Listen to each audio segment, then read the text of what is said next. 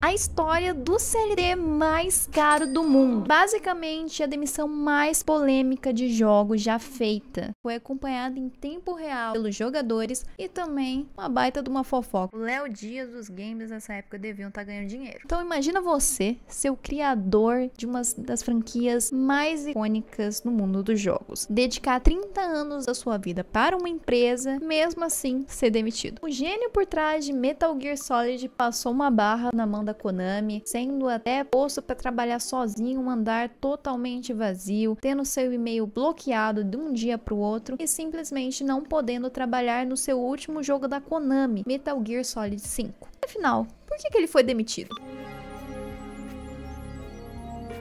Antes de mais nada, se você clicou nesse vídeo e você não sabe quem é Hideo Kojima, ele é basicamente um dos maiores designers de jogo. Ele começou na Konami lá em 1986 e colocou a Konami no mapa. E o que eu quero dizer com isso, gente, é que a Konami já existia antes do Kojima e não era somente um estúdio de garagem. Muitos jogos de arcade de sucesso já, como Frogger de 1981, Track and Field de 1983 e depois dominou os consoles, com clássicos como Castlevania de 1986 e Gradius de 1985. Ou seja, a Konami já era muito relevante no Japão, mas Metal Gear trouxe a popularidade para o ocidente, dessa vez. No início ele foi rejeitado pelas suas ideias um pouco malucas, mas ele insistiu em 1987 e lançou o primeiro Metal Gear. Mesmo com as limitações da época e do console ao qual foi feito, conseguiu introduzir o conceito de stealth gameplay. E de lá pra cá, a franquia Metal Gear só continuou crescendo e se tornou uma das séries de jogos mais aclamadas da história. Só pra você ter uma ideia, Metal Gear Solid vendeu mais de 6 milhões de cópias e foi considerado total um divisor de águas,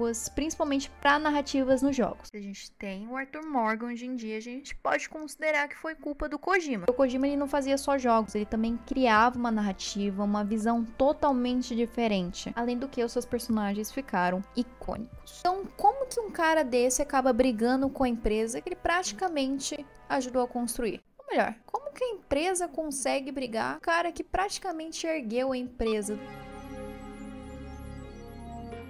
Vamos chegar em 2015, quando Metal Gear Solid 5 Phantom Pain estava sendo produzido. O jogo era o maior projeto do Kojima até então, com cerca de 80 milhões de investimento. Então a Konami teve que fazer um investimento pesado. Só que a gente tinha um problema nisso. Kojima é bem perfeccionista. Imagina essa situação aqui. Você quer ir embora, bater o seu ponto às 18 horas e o cara chega.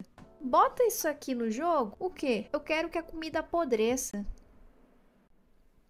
Então o Kojima ele atrasava muitos prazos e ele focava muito nos detalhes. Ele queria que a experiência do jogo fosse muito detalhada. E a Konami, como em um vídeo que eu tenho aqui no canal, que eu vou deixar aí no card, queria focar em mobile e pachinko. Então eles começaram a ver The Phantom Pain como um projeto bem turbulento. E o jogo pra época já era considerado mais barato. A Konami tava mais incomodada com a questão Kojima tá furando prazos, querendo muitos detalhes, do que de fato o orçamento. E o que eu quero dizer é que sim, 80 milhões é um baita do orçamento. Entretanto, tem jogos mais caros pra época, como Max Payne, que foi cerca de 105 milhões para produção, GTA V, que foi cerca de 137 milhões para produção, sem contar marketing, e Destiny, cerca de 140 milhões.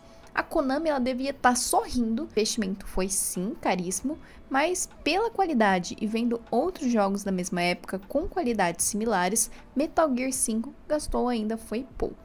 Além disso, o Kojima ele tinha total controle criativo, então ele estava em cada ponto do projeto, desde a direção de cutscenes até o HUD da coisa mais pequena que tiver naquele jogo. Tô contando com um tom engraçado, mas se coloquem um pouco também no local do Kojima. Você tá trabalhando num projeto que você tá dando a alma, entendendo os detalhes, fazendo a direção de arte, e daí você é simplesmente isolado do seu projeto.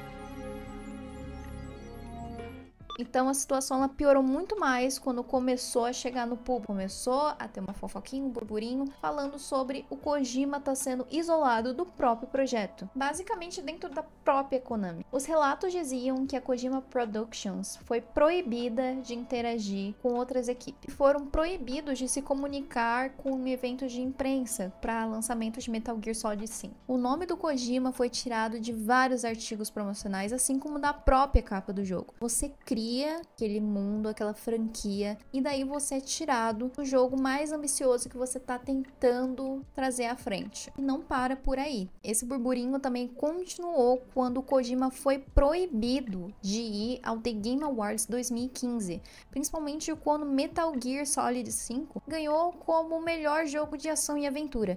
Então isso foi muito revoltante. Então entendam também esse ponto. É um jogo premiado, amado e requisitado. Não tem justificativo da censura que o Kojima sofreu nesse Game Awards e como Metal Gear foi tratado como um fardo pela Konami, que dava trabalho ou não daria retorno. Ao contrário, o jogo é um dos mais memoráveis de 2015 e gera revolta até hoje. Geoff Keighley trouxe ao público esse ponto logo após o prêmio para Metal Gear Solid 5, após terem notado a falta do Kojima, e deixou todo mundo bem esperto com a situação, deixando todos muito tristes, inclusive o apresentador do The Game Awards, desejando que ele aparecesse no The Game Awards de 2016. A Konami basicamente proibiu ele de participar do evento, um jogo que ele produziu a vida inteira dele. Então, isso revoltou os fãs. E se já tinha burburinhos, agora tinha uma confirmação. Então, a Konami virou uma piada na internet.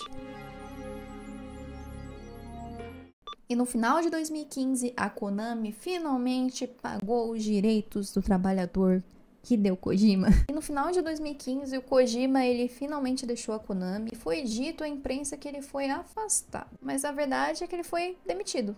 E o motivo? Uma mistura de diferenças criativas, corte de custos, e também tem um fator que a Konami estava mudando 100% a sua estratégia. Foi o momento que eles mais mudaram sua estratégia. Eles queriam investir em jogos mobile, de baixo custo, e o Kojima queria jogo de 80 milhões. Foi um livramento pro Kojima, né? E pra você ter noção do nível, o Kojima saiu com uma mão na frente e outra atrás em questão dos seus trabalhos na Konami. Pôde levar Metal Gear e nem a sua engine, que era a Fox Engine. Depois da saída do Kojima, a Konami tentou ainda lançar um Metal Gear, esse sendo Metal Gear Survive. Esse jogo ele basicamente pegou o nome da franquia e colou em outra totalmente diferente. O resultado foi um desastre, não agradou os fãs e nem a crítica. Meu sorriso contando isso, nem disfarço que eu quero que a Konami ela se ferre muito. Enquanto isso, Kojima estava seguindo seu próprio caminho, fundando a Kojima Productions, onde o seu primeiro jogo foi lançado em 2019, sendo Death Stranding, inclusive com Norman Reedus, que foi ali esquecido no projeto de Silent Hills,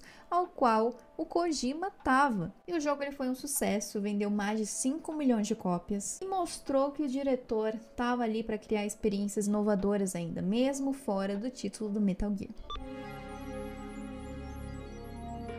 A saída do Kojima da Konami não foi um impacto somente para os fãs e para a própria empresa, mas sim para a indústria. Hoje, quando falamos da empresa, nós lembramos que além de uma empresa que carrega os nomes como Metal Gear, Silent Hill, Castlevania, também é a empresa que botou o Hideo Kojima na rua. E honestamente a Konami, ela nunca se redimiu 100% dessa questão, apesar de ela ser extremamente lucrativa, afinal mobile está aí, né? Mas com os fãs a confiança baixou muito, então eles sabem o mercado deles. É difícil eles retornarem 100% para o console. Mesmo com os esforços da Konami de tirar o Kojima da indústria, em 2016 foi provado quão amado Kojima é pelos fãs, ganhando o prêmio de ícone da indústria após um baita de um discurso pelo Geoff Keighley e basicamente mostrando pro Hideo Kojima que ele não ia perder a relevância tão cedo na indústria dos games.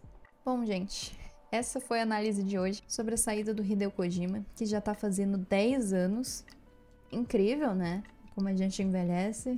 Foi bem divertido fazer essa análise, por mais que ela é um conteúdo um pouco sensível. A gente consegue ver pelo menos no final que o Kojima, ele se reergueu muito bem. E a Konami tá desesperada pra voltar pro console, né? A gente consegue ver. Oi, gente. Eu queria fazer uma inserção de áudio aqui e queria agradecer o engajamento do último vídeo. Ele foi bem positivo e me deixou extremamente feliz. Sinto que eu consegui trazer o público certo ao canal e vamos seguindo nisso. Por enquanto, eu não tenho previsão, mas confiem que vão ser vídeos toda segunda-feira ou sexta-feira, às 6 horas da tarde. Pois 2 vídeos por semana. A vida do CLT médio é mais difícil do que a do CLT Kojima, acreditem. Obrigada pelos comentários construtivos, alguns eu ainda não apliquei, pois esse vídeo já estava gravado, mas referente à edição e edição nas pesquisas fora feito aqui hoje. Bom, gente, esse foi o vídeo de hoje. Muito obrigada por todo o apoio aqui no canal. Eu peço, por favor, que você considere se inscrever, deixar um like, um comentário e me seguir nas redes sociais.